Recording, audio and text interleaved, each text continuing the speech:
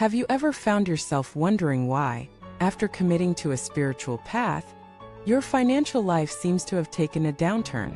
Why is it that the more you seek simplicity, compassion, and selflessness, the more the material world seems to slip away? Have you ever asked yourself, why does it feel like practicing Buddhism made me poorer?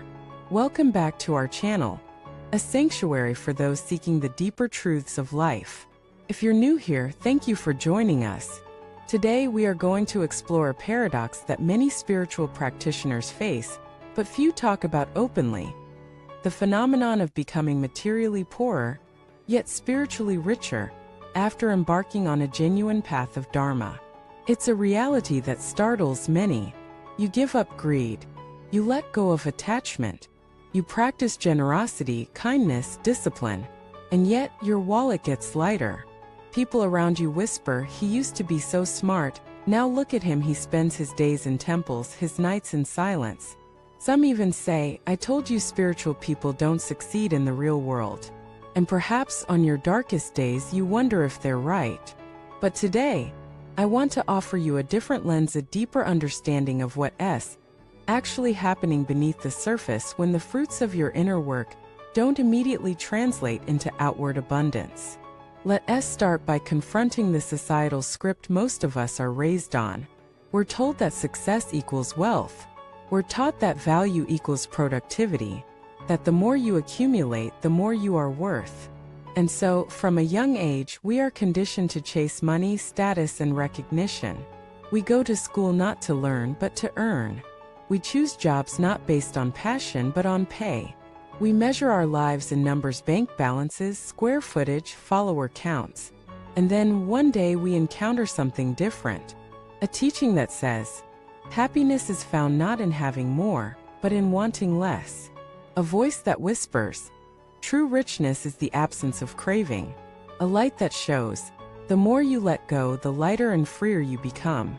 And suddenly you begin to change. You stop spending just to impress. You stop hustling for things that don't feed your soul. You start giving more, reflecting more, prioritizing peace over possessions. And then it happens. Your income dips.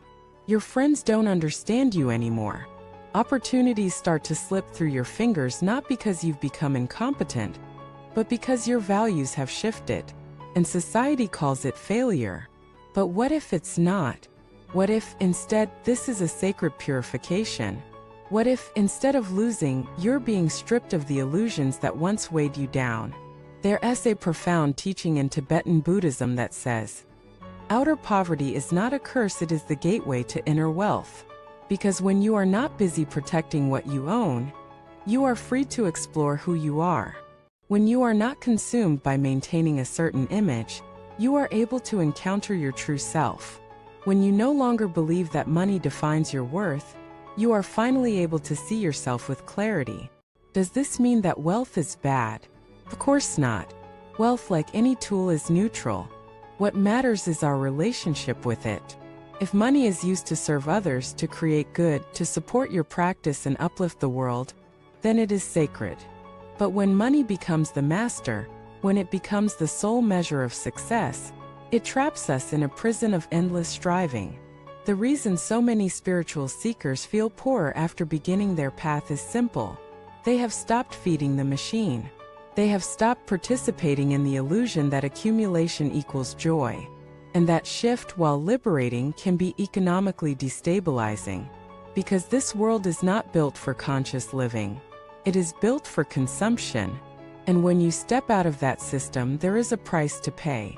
But and here's the part no one tells you: that price is often the very blessing your soul was craving. You see, poverty in the material sense is not the end. It is the beginning of reorientation. It is the fertile soil in which the seeds of wisdom grow. Think of all the great masters, saints, and sages throughout history. Were they billionaires? Did they wear luxury brands? No. They walked barefoot. They ate little. They gave everything away. And yet they changed the world.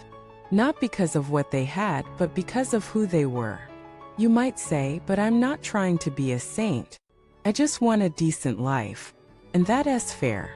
Spiritual poverty does not mean you must give up all comfort. It means you learn to see through the illusion of security. It means you build your life not on what you can hold in your hands, but on what no one can take from you. Compassion, integrity, stillness, love. Let us go deeper. When you start to walk this path, you may find yourself tested. People will misunderstand you. Your past ambitions may collapse. Doors may close. But every time something falls away, ask yourself, was it really mine? Or was it just a mask I was wearing? Every time you feel lack, ask, what am I being asked to learn? You will often find that the greatest teachings arise from the greatest losses.